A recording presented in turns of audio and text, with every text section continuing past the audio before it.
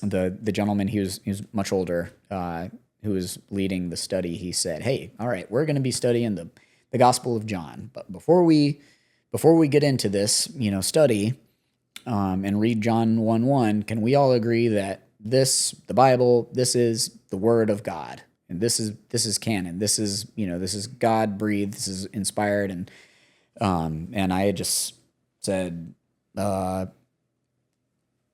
"Sorry, but no, like I'm not there yet. Help me out here because I've got some questions."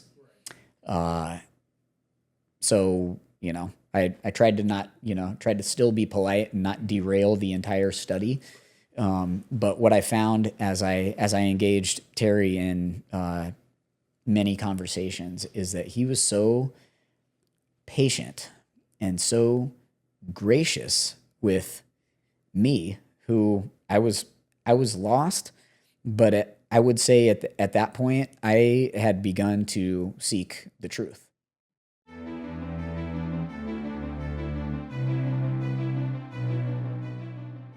Welcome to Faith in the Line of Duty, a podcast where real people in uniform share how their faith in Christ has carried them through the toughest moments. I'm Daniel Johnson, husband, father, and currently active duty in the United States Air Force.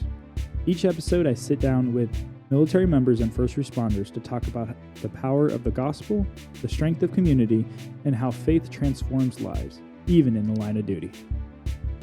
The views expressed in this podcast are those of the host and do not constitute endorsement by the Department of Defense, Department of the Air Force, or the U.S. government. Now, here's your host, Daniel Johnson.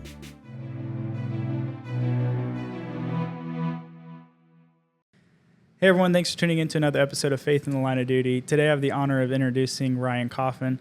He spent 22 years in the United States Navy and the United States Coast Guard. We're just here to hear his story today, so I'm just really glad you're here today.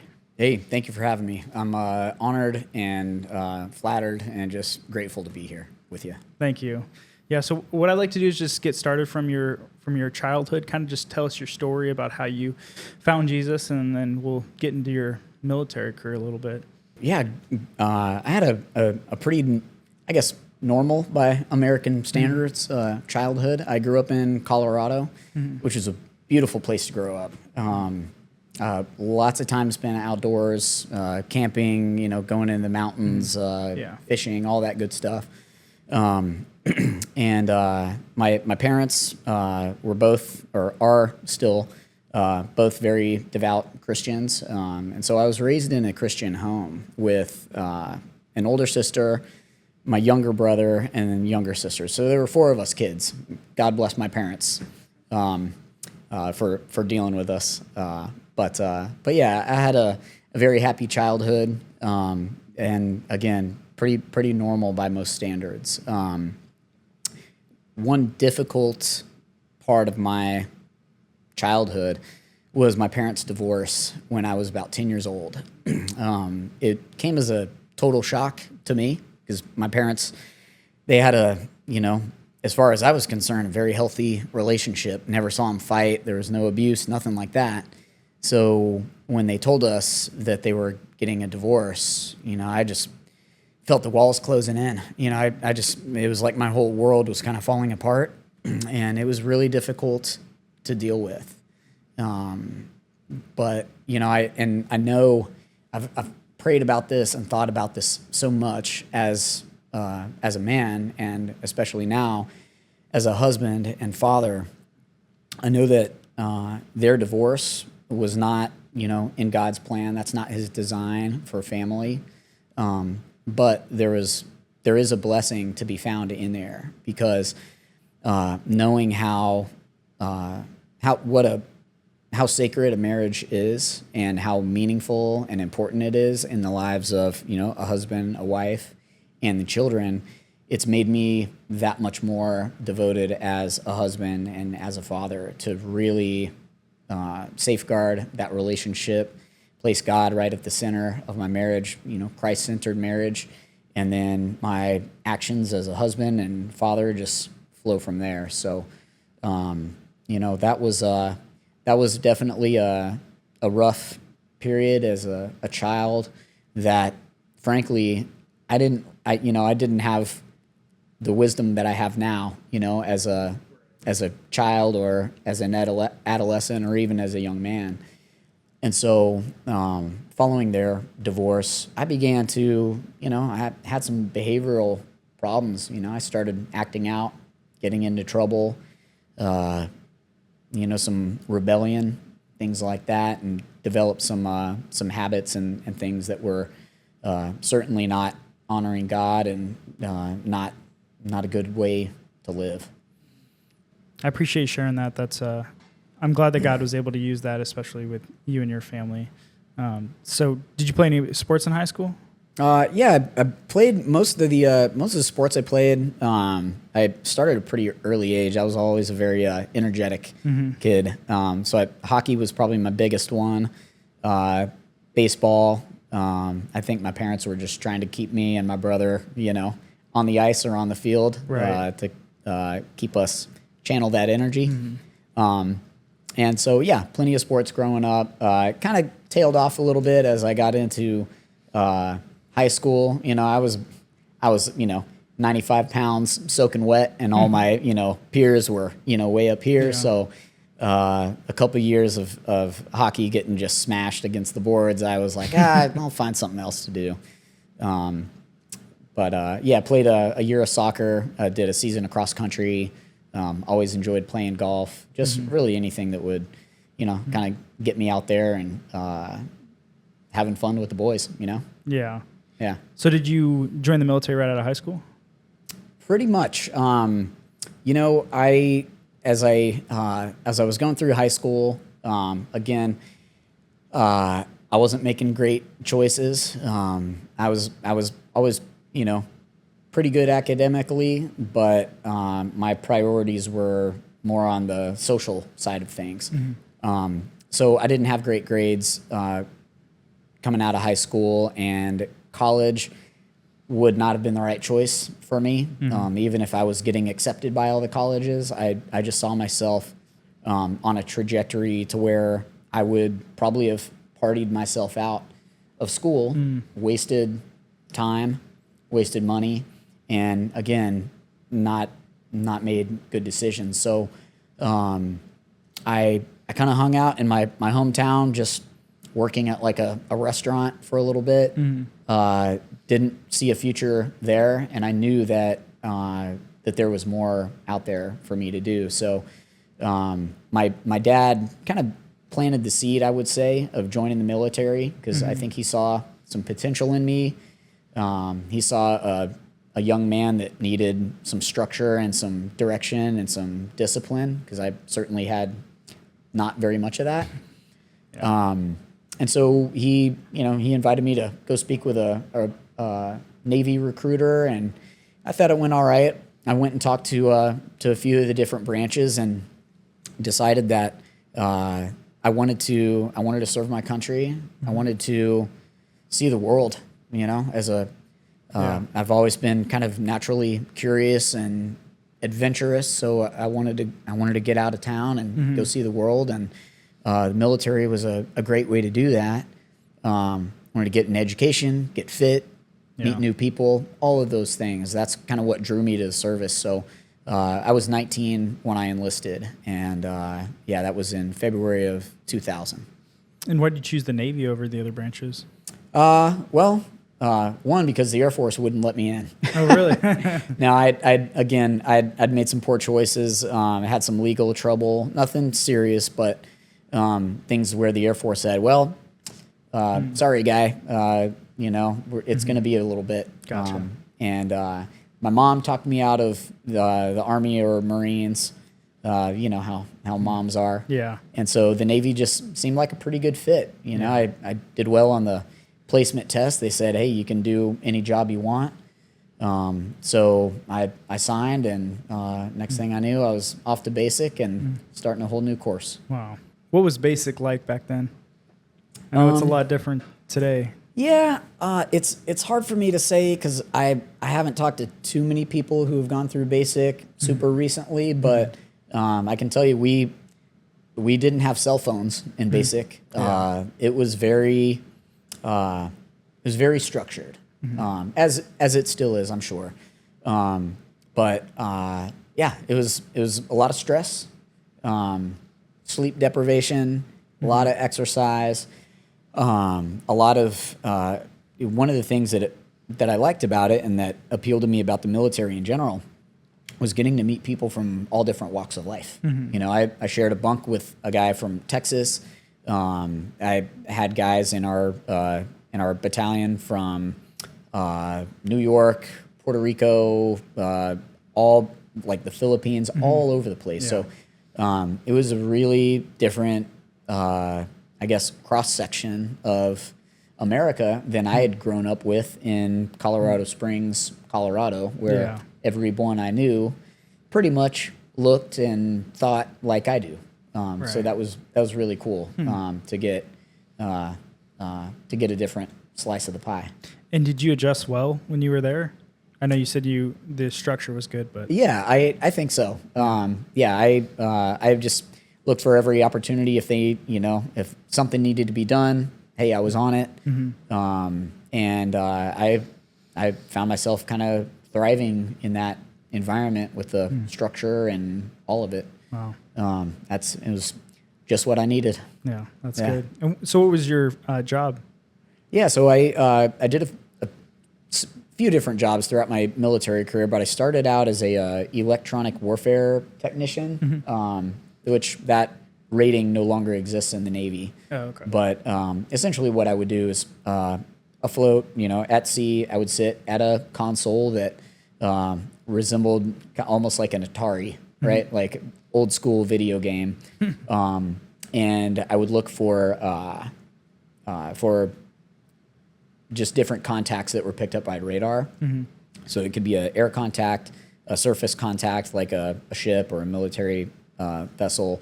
But our primary purpose was missile detection. So if an enemy combatant were to fire a surface-to-surface missile or an air-to-surface missile at us, I'd get an alert, and then we would launch countermeasures and form, our fire control counterparts to try to shoot it down.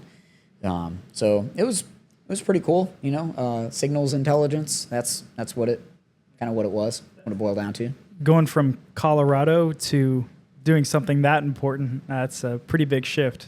It was definitely a big shift. I was stationed in San Diego, which is one of the more beautiful parts of the country, if you ask me. So I was definitely blessed with a cool place to live, as I was assigned to the ship and getting to do some neat things on board. So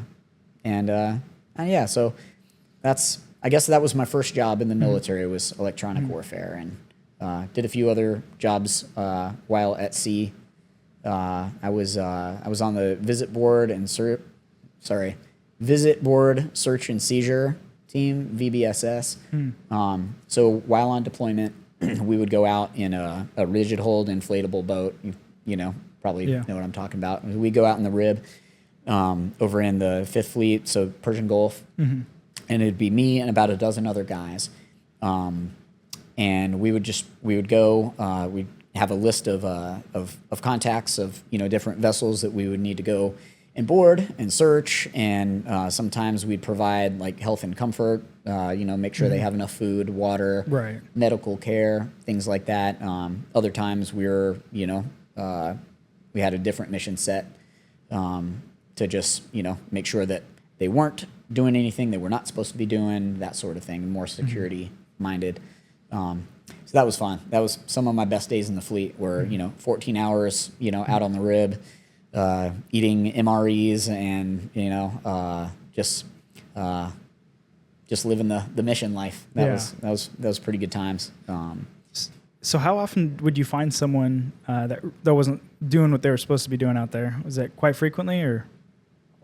No, I think it was there was only one occasion that I can think of where these guys had some contraband. Again, it was nothing too serious, but something that they shouldn't have had on board. So we just kind of called it in, and that was all we really had to do. Oh, okay. We never had to cuff and stuff anybody. Oh, it was all compliant, type stuff. But it really gave me an appreciation going on some of these the vessels that we would go on board.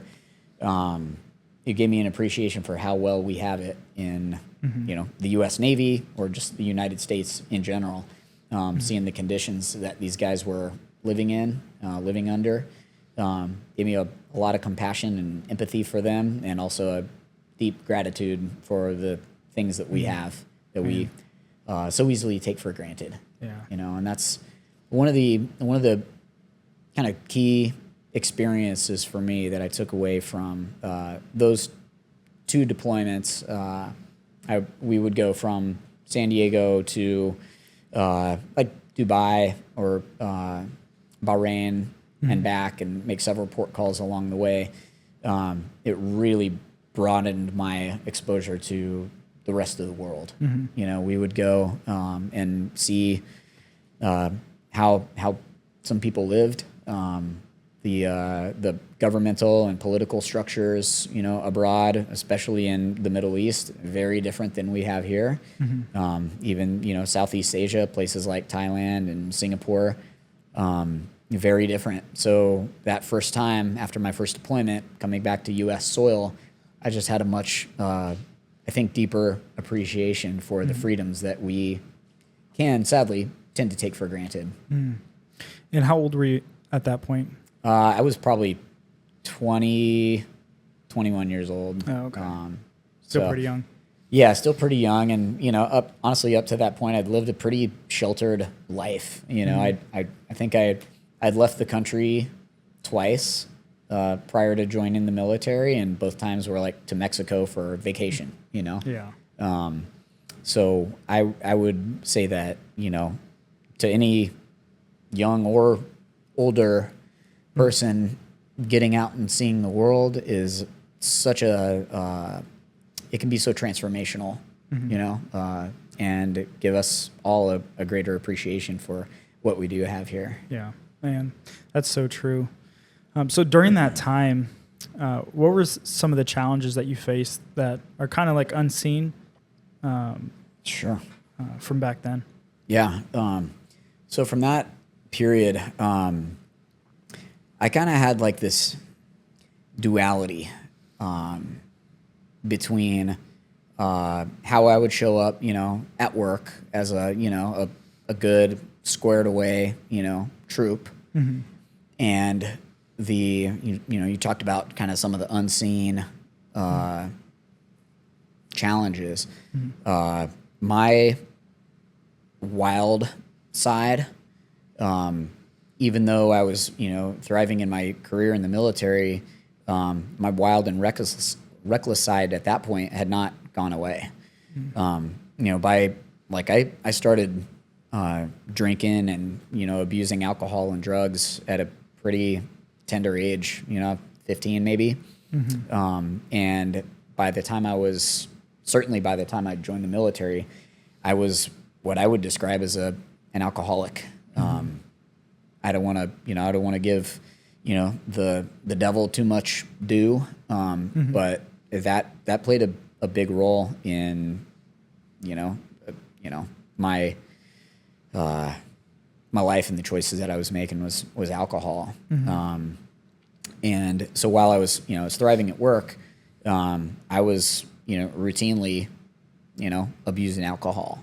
And that was, this isn't a cop-out, but the reality is that is or I should say was a huge part of the culture in the military branch that I was in, in the environment that I was in at that time. My peers, like when we would hit port, hey, we're going to the bar. And I was not only along for the ride, I was usually the one leading the charge. And I regret that at that point that I made those types of choices, to abuse my body and mind by abusing alcohol. Didn't set a good example for others. I wish that I had the character to make better choices and to not kind of go along with the crowd. I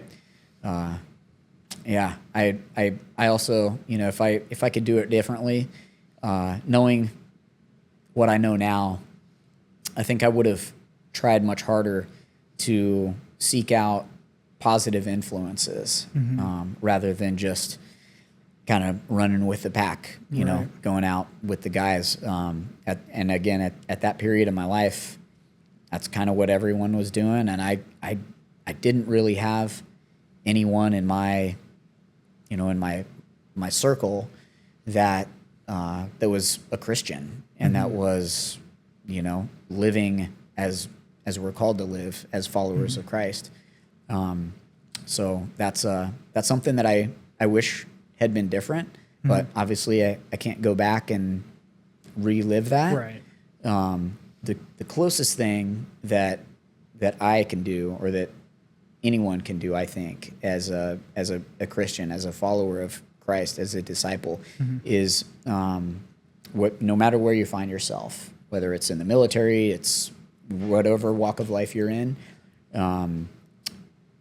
live it out and live it out loud. You don't have to be preachy necessarily. But one thing that I've picked up along the way is that, while our relationship with Christ is personal, right? We serve and we love a personal God who wants a relationship with us. It was never meant to be private. Right. And I think that's something that in various, whether it's corporate or whether it's government, that can be a real tension, because people will say things like, oh, well, hey, you can believe that, but don't bring it in to the workplace or try to influence others. And, we serve God before we serve the country, before we serve anything or anyone. We serve God first. And so I would just encourage, my younger self, and anyone listening who may be in the service right now, don't hold it private. Live out your faith, invite others to know the Lord and to walk with you in that. And so, what would you say for someone just getting into the military and they just have so much freedom to do whatever they want? What are some things? I know we kind of talked about it before, but what are a couple of things that they can do? Sure. So I would say, yes, you have freedom. Don't abuse it. Yeah. Don't abuse whether it's you don't have mom and dad looking over your shoulder anymore. Something like that. Like you have the freedom to make your own choices, to make good choices, choices that honor God, that honor your family, that honor your fellow service members, the very service that you're serving in. Make good choices, and that's good. Put simply, make good choices. Yeah. So, at what point did you surrender your life to God? Was there a certain moment or thing that happened? Yeah, absolutely. So, up to this point in our conversation, I've just kind of been walking you through my wayward years, right? And although I was raised in a Christian home and family, as I began to drift away, I had, I would say, some questions and objections even, from the faith of my childhood to my adult mind and intellect and all of that. And so that was part of it. Part of my, I guess, kind of wanting really nothing to do with God or Christ, religion, any of that. I was just kind of turned off to it. I didn't know, kind of didn't care. And my life in that period was really a reflection of that. I was sinful. Selfish. I was skeptical for sure. and even cynical. I always kind of looked at, if someone would try to talk about, God or any type of religion with me, I thought that, yeah, what's their angle? They want something from me. So that was part of it. And the other problem was volitional. Right, I didn't want to be accountable to God or really anyone else. I wanted to be the center and the master of my own little world. And that's where I found myself mired for years. But it wasn't until I got married to my beautiful wife, Jen, who is, and at that time was, a believer. And she had some friends. We had mutual friends that invited us to join a Bible study. And so, to appease my new bride and to be polite to my friends, I accepted the invitation. And on the first night, the gentleman, he was much older, who was leading the study, he said, "Hey, all right, we're going to be studying the Gospel of John, but before we get into this, study and read John 1:1, can we all agree that the Bible, this is the Word of God, and this is canon. This is God breathed. This is inspired." And I just said, "Sorry, but no, like I'm not there yet. Help me out here because I've got some questions." So I tried to not, tried to still be polite and not derail the entire study. But what I found as I engaged Terry in many conversations is that he was so patient and so gracious with me, who I was lost, but I would say at that point I had begun to seek the truth. And he said, "Ryan, the questions that you have, that you're asking, they're great questions, and they are a part of just your spiritual journey and your spiritual maturity. And these are questions that any believer can and should deal with, right?" And so he encouraged me to keep seeking the truth, and that God in His timing would reveal it to me. And he shared with me two books, one of which I gave to you this morning.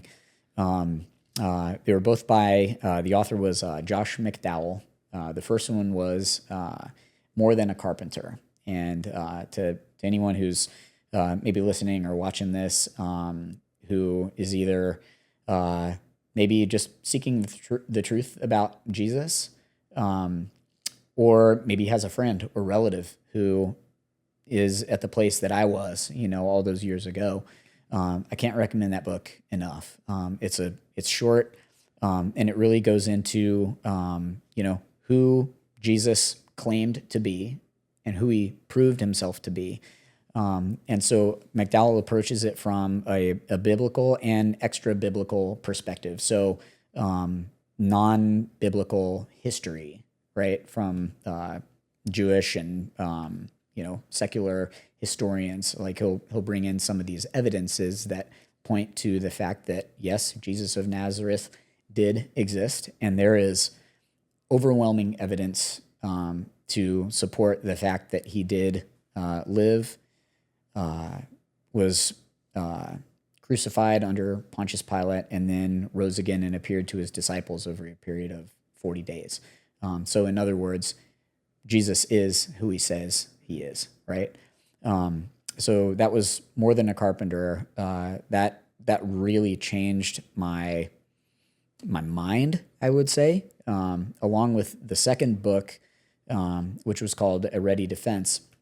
And I mean, this thing is like an encyclopedia of answers and evidence supporting the truth of Christianity. So in other words, Christian apologetics.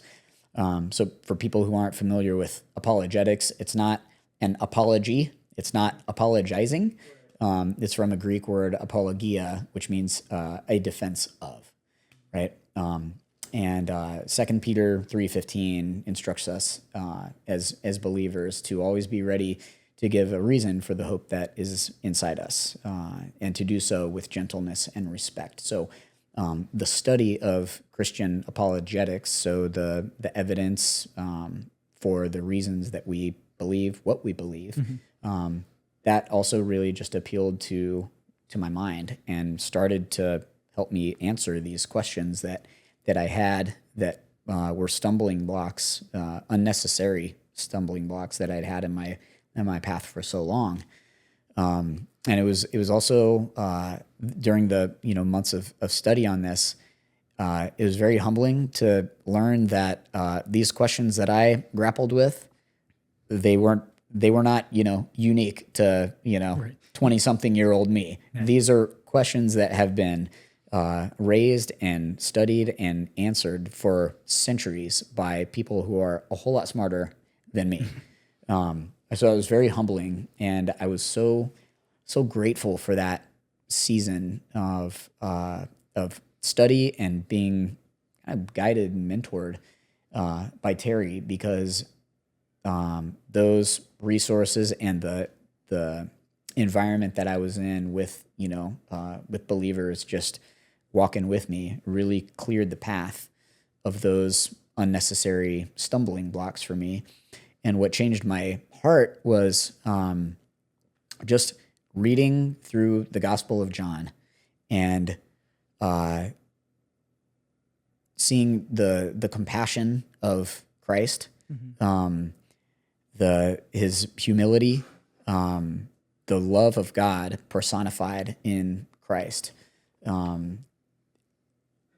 Between that and all that I'd learned from just studying apologetics, I came to a point where I was at the end of myself, and enough was enough. And I had been praying that God would just open my eyes, spiritually, and he opened my eyes, my mind, my heart, and it was at that point that I just said, Lord, forgive me. I'm a sinner. We all are. For all have sinned and fall short of the glory of God, and that was certainly true of me. And it was at that point, and I think I was probably 30 years old when I found my way back to Christ, and ever since I'm just daily overwhelmed with gratitude for what he's, for the salvation that I've received, and the eternal life that I've been given. And, and that eternal life, it doesn't begin when our mortal, flesh life in this world is over. That eternal life, that begins the moment that you surrender your life to Christ and accept his grace and mercy, and you're born again. And I'm just so thankful for that every day. And I just try to live in a way that that honors him and honors the grace that I've been given, and just try to live in gratitude, and hopefully, my prayer and my what I hope that God will do with my life is be for others the type of person that Terry was for me. So whether that's someone who's maybe stubborn like I was, or seeking God, or maybe has some questions, whatever it may be, or someone who's maybe they're a mature Christian and they just need a brother to lean on. I hope and pray that God would make me and would place me in their path so that I can be for them what Terry was for me. Wow, that's powerful. That's so encouraging. Yeah, thanks, man. So, how would you say your life changed after that point with your relationships and kind of the desires that you had? How'd they change? Yeah. Well, I wish I could say that that it was just like a switch flipped. Right. I know that is the case with with some Christians that I've talked to. It's just black and white, night and day. There's a kind of a Christianese word, sanctification, right? Which is kind of like the refining of your character to make you more like Christ. Right. And that's certainly been, my story. I didn't just change overnight. I still, I still dabbled in alcohol, and just kind of my sin nature. But I, when I look back, the person that I was before Jesus to who I am now, I don't recognize that person. I have compassion and a heart for who I was back then, but I'm so thankful that that God brought about that change in my life. Yeah. And I've since, I don't drink anymore. I'll maybe occasionally I'll have a beer, with Right. a dinner or something like that, but it's not a temptation. It's as if there was this burden that just, again, it wasn't just one day it happened. It was, over the course of maybe a couple of years, that burden was just lifted from me. And it was certainly not by my own strength. I never even attended, alcohol, like Alcoholics Anonymous or, any form of, like counseling. Those resources I think are very helpful and encouraging and uplifting for people who are struggling with addiction. I don't downplay that at all. But I didn't ever go through any of that. And the only way I can explain, my turn from alcoholism is God just took it from me. At what point did you transfer to the Coast Guard? Yeah, so that was at my, I guess, about 9.5 year point. And the reason it was then is, so I'd been in the Navy for about 8 years or so, and during that time I'd worked with some coasties in one of my duty stations, and I really liked their just the service culture and what they were all about. And so I decided to apply for a commissioning program. So going from enlisted to officer, and I wasn't selected for that round. But my recruiter said, "Hey, as long as you, if you want to come over as enlisted, we can do that. We can bring you over and make you an intelligence specialist," which is the closest career field they had to what I had been doing in the Navy. Said, "But we got to bring you over before your 10-year mark because that's like the cutoff." And so I was about 9.5 years, and I said, "Okay, let's do this." And that's 9.5 years. That's right when I joined. I had the pleasure of going to basic a second time, which was Was it easive the second time around? It actually was. It was a lot easier, even though I was almost 10 years older. I've always kind of joked that I feel like I kind of snuck in the side door of the Coast Guard in some ways.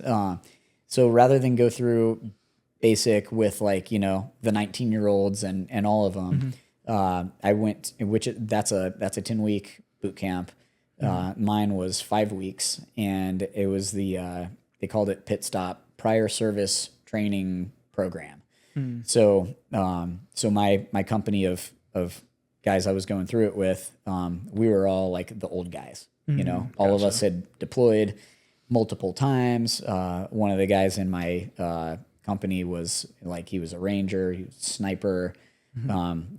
We had some really experienced, bad dudes in our outfit. So we really didn't get treated like we were 19 years old and wet behind the ears. Right.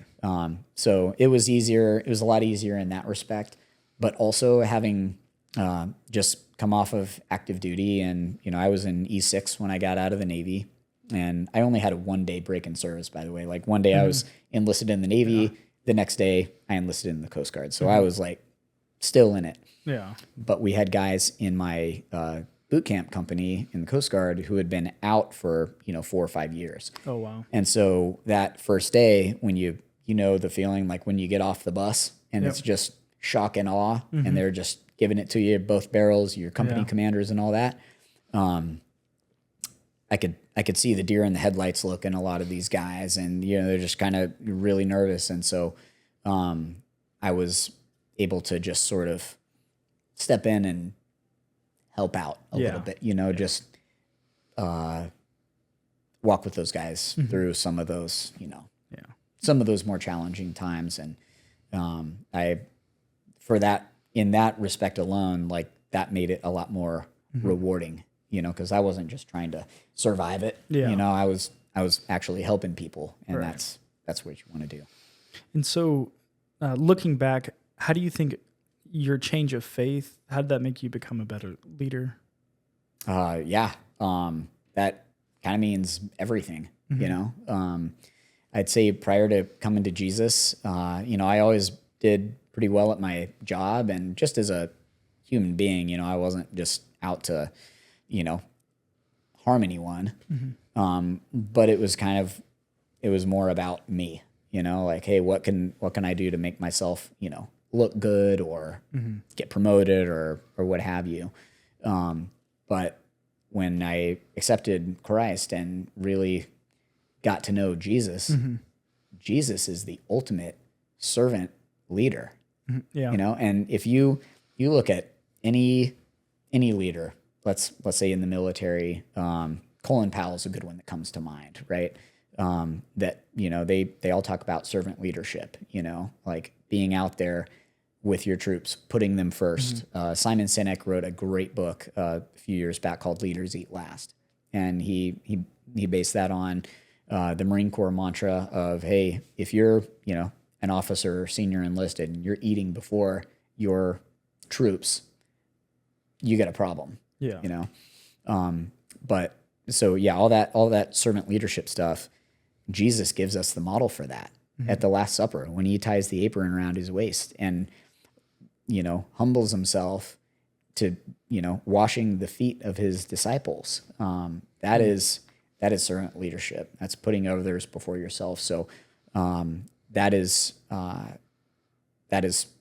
the mindset of leadership that I embraced, that I always, do that flawlessly, probably not, but yeah, I would say that was the most significant change, is just modeling my leadership style off of, the ultimate servant leader. And I remember at one point a couple years ago, I was looking for, a book to read just to get, better on leadership. And I had called a mentor of mine, and I was like, hey, what kind of book should I, read, And first thing he said, well, the Bible's a good start, So that was I was like, well, yeah, that was kind of obvious, but it kind of, everything that's in the Bible definitely would help. Yeah. So how can someone share their faith that's still serving right now? Yeah. Man, I love that question. I would say, an approach that has worked for me, especially in a very secular environment, like the military tends to be, rather than just kind of, come out and be very overt, with your faith. Like there's nothing wrong with that. But what I've found to be a pretty effective way to engage folks and, maybe have them let down their guard a little bit and learn more about them is ask questions, right?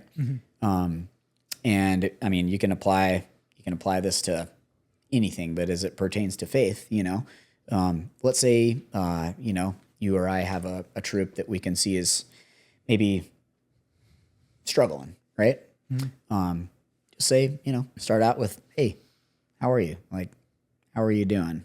Right? I mean, it sounds so simple. It's almost like, yeah, no kidding, guy. Like, Right. but just by asking some simple questions like that, you can reveal, hey, maybe they have something more going on. You know, maybe you have a newer troop that maybe new to the area.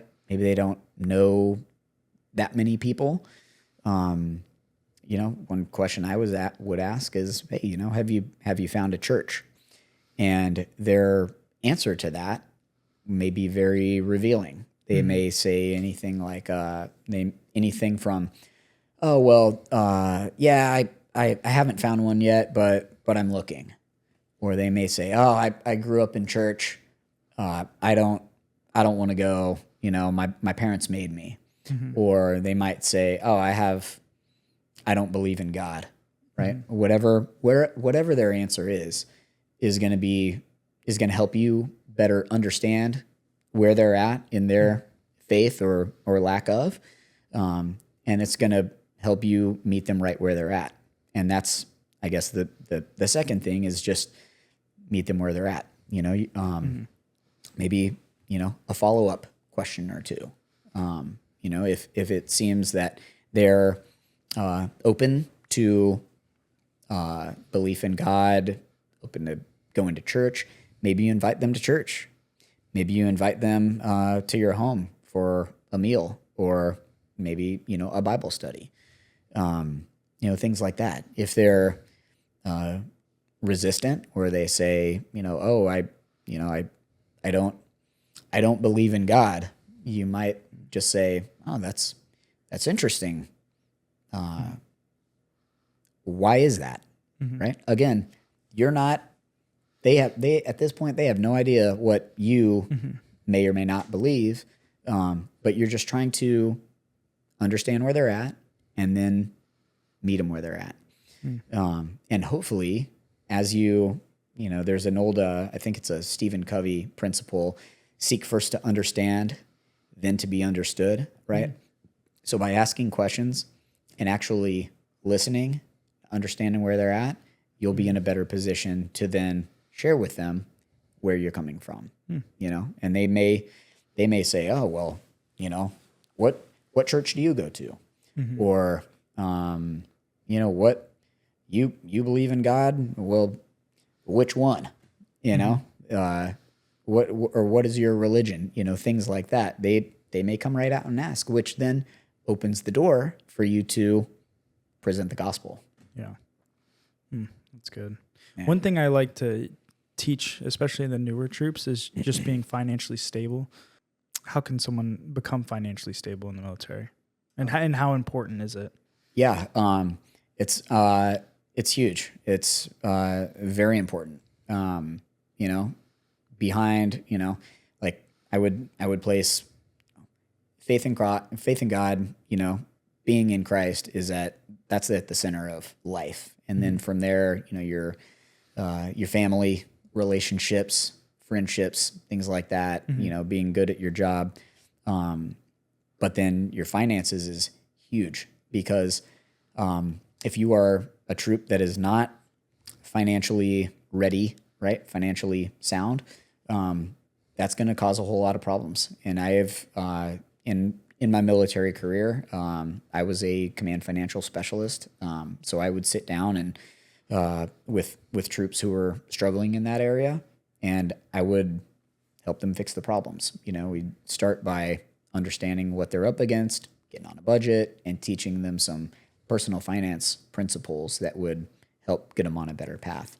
But if you have a troop who's having financial difficulties, I mean, that's going to lead to, you know, if they're married, that can cause some pretty significant problems in marriage. If they've got kids, you know, providing for their family, things like that. So, yeah, that's very important. And so what did you do in the Coast Guard that was different than what you did in the Navy?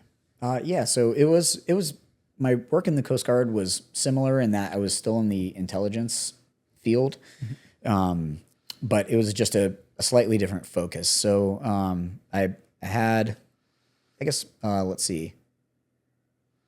Yeah, I guess 4 different jobs within the intel field. in the Coast Guard. So my first, I was doing signals intelligence type stuff, more from a kind of managerial role. But yeah, it was signals intelligence related.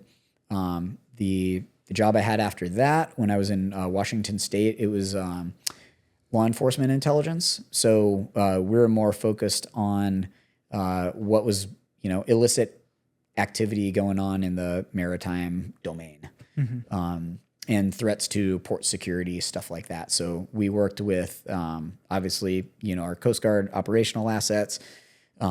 We'd work with the FBI's Joint Terrorism Task Force, the state, local officials, all of those types of players.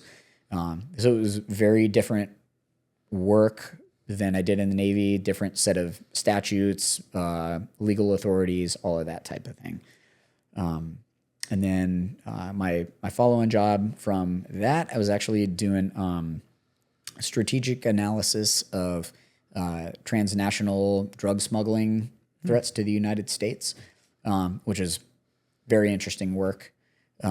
We would look at transnational criminal organizations and drug trafficking organizations, so cartels, in other words, that were based in South America and Central America primarily, who were directing flows of cocaine, heroin, and other illicit contraband toward the United States. So we would look at anything from drug seizure metrics to maritime interdictions, things like that. And our strategic analysis of the team that I was on would inform the kind of some key officers in the Coast Guard where to place their operational assets and that type of thing. So that was really interesting, and got to know that world pretty well. Looking back, what would be your most memorable moment that you can talk about? From the drug smuggling perspective, I didn't do anything operational like in that time period. I wasn't like out, doing the busts and stuff like that. But did get to go down to Joint Interagency Task Force South down in Key West a couple of times, and there's a shop down there that we would do a lot of kind of ground level analysis of DEA seizures and all that sort of stuff. That was really cool experience to get to work with those folks a couple times. I was part of a Southwest Border working group down in El Paso, where we got to we're going along the border. These are the plazas where these cartels are moving all of that contraband. So it was it was really eye opening and really cool to do those things. I had, I guess, one or two other jobs in the Coast Guard. So after doing counter narcotics analysis for a couple years, I was handed a new portfolio, which was cyber threats to the marine transportation system, and that was not something that I had necessarily sought out. But my command needed a capable officer to start that up and head it up. So I had said, okay, where do I begin? Let me, read the strategic documents, and I really learned a ton in that position and wrote a strategic product on it. Made some connections with different entities within Coast Guard headquarters directorates, and we're able to eventually kind of have a lot of what we were doing at the strategic and headquarters level trickle out and empower our operational counterparts on either coast to be aware of kind of what some of these threats are, how to report, that sort of thing. So that was really rewarding and really cool, and it kind of opened the door to my last assignment, which was at Coast Guard Cyber Command, where I was the Deputy Department Head for Intelligence. And we were looking at a lot of the same types of threats, from state and non-state actors, cyber threats to our marine transportation system, our the Coast Guard network, like myriad avenues that these adversaries try to exploit. So again, that was a challenging but very rewarding, and it was a great tour because I learned a lot. Picked up a couple of cyber certifications, which in that career field, those are like gold. I finished a master's degree on that tour. So it was a ton of work, but really rewarding. And I got to work with some of the smartest people that I've ever met. So that was very humbling too. So looking back from your childhood and now at the point when you're saved and you're starting to have kids, how do you lead your family differently now? Yeah, I mean, by placing Christ right at the center of my life, my marriage, my family's life, all of that, like we read the Bible together, we pray together. I understand that, my children, though they, like I baptized both of them at their, request when they were ready. Wow. But I know that as they grow, they're going to, they're going to have to grapple with, some of those same questions that I, had.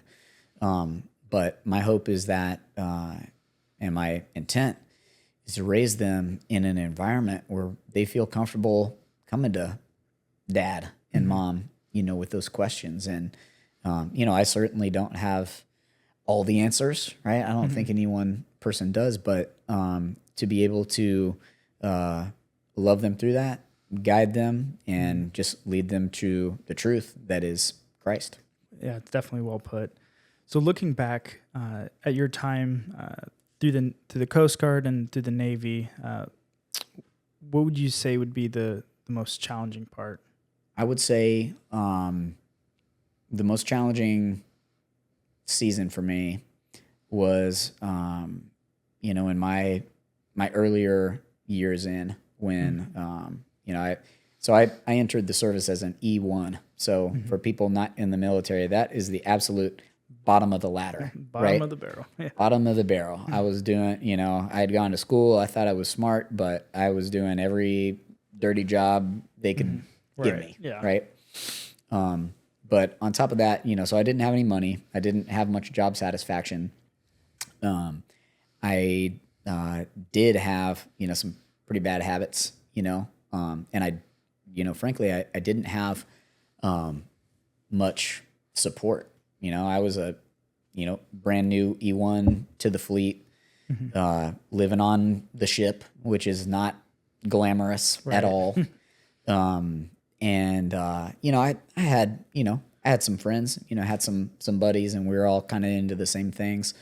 But I didn't have, I certainly didn't have like any mentors to look up to, to guide me on right paths. It was just kind of the lost leading the lost. So those first couple years, I would say, were very challenging for me in a not like a constructive, challenging way, but they were a couple difficult years. But as I grew and became more, I guess, capable and all the rest, life got a little better. Yeah. And what would you say was the most rewarding part? That's probably my time as my time as an officer. I mean, I started out as enlisted, and that, like, I'm thankful for that time, doing all those dirty jobs and all of that, because as I began to climb the ranks, and I made E7, which is a chief petty officer. I made chief in the Coast Guard. I always had an appreciation, and like I could relate to the junior guys and gals who we're doing all the dirty jobs because I'd done them myself. And then as I did eventually, I got picked up for the commissioning program, so I went from enlisted to officer. And I don't know if it's like this in the Air Force, but certainly in the Navy and Coast Guard and other branches, if you're a prior enlisted officer, you kind of have a lot more street cred, Right. if you will. So as an officer who had been a chief, who had started out, as an E nothing, Right. I was able to have a pretty good degree of influence over the folks in my charge, the junior guys and gals, and having matured so much over 16 years or so of service, I found myself really being able to help not only like the junior enlisted, but junior officers, who were in their early 20s or mid 20s and just kind of going through being a young person trying to find their way. I was able to, speak into their lives and have some good influence and hopefully, lead them in the right way. So that for me was the most rewarding aspect of it. And, that type of stuff that doesn't show up, in your awards or medals or any of that. But, that's the best part of being a leader at any level is investing in, your people and then watching them thrive and flourish and reach their goals, all of that. My proudest moments in the service have not been based on my own achievements, but on, maybe a sailor or a coastie or even an airman. Like I did have Air Force folks that I was in charge of for a period. Seeing those folks get picked up for Airman of the Quarter or Sailor of the Year, what have you, seeing their success and knowing that I played even a small part in that was extremely gratifying, and that's what it's all about, man. Just investing into others and watching them grow. Definitely. Yep. And so what led you to get out of the military? I guess I got tired of not being in control of, where I was going, right? In geographically, right? So it's probably like this in the Air Force, but with the Coast Guard, it's, about every 3 years, you're jumping back on the roller coaster of, all right, where are they going to send me? And you have some influence in it, but you really don't have any say in it. Right. So they'll say, hey, here are 10 job openings, all around the country. And you put in for what you want, but ultimately it's the assignment officer that determines that. Right. So it's kind of needs of the Coast Guard at that point. And, at this point in my career, I had 22 years in, got a young family. I had all the education that I kind of wanted at that time. And we had put down roots here in Calvert County. We had great church, great community, all of that. And I didn't want to uproot my family in order to just, make the next pay grade or any of that. So it was a values-based decision. And that's, I would encourage anyone, whether you're in the military or not, values-based decisions, Yeah. What's the most important to you? Make your decisions based on those values and those priorities, and don't get them out of order. So when my time came up to either rotate and, go do another job elsewhere, or just say, you know what, thank you, United States of America. It's been a wonderful 22 years. Yeah. I'm going to retire and move on. I didn't even really have to to think about it. I knew that it was my values, my decision was in the right place, and I knew it was time. And I think everybody reaches that point. Yeah. But one thing that I'm so grateful for, and that this just affirms my decision to get out at that point, is that even though I was 42 when I got out of the service. I was 19 when I went in. That's a long time, right? Yeah. And so I almost expected to feel, I don't know, like a fish out of water or something, or like I expected this feeling of I don't know, a loss of identity or way or something like that. This was kind of like a very low level kind of anxiety that I had leading up to my retirement. But what I was pleased to find is that none of that ever came to be at all.